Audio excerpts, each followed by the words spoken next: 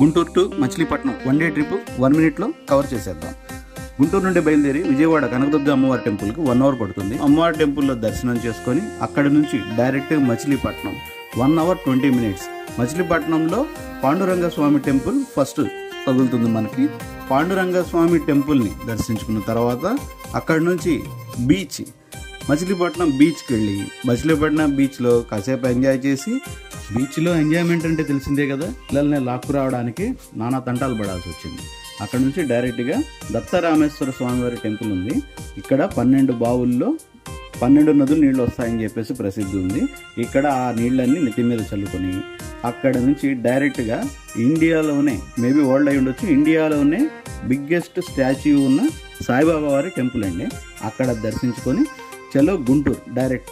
ఈ video already 1 month దాకా పెట్టడం జరిగింది. కాకపోతే బ్యాక్గ్రౌండ్ మ్యూజిక్ వల్ల కాపీరైట్ ఇష్యూ వచ్చి విత్ వాయిస్ 1 మినిట్ లోపు పెట్టేశారు.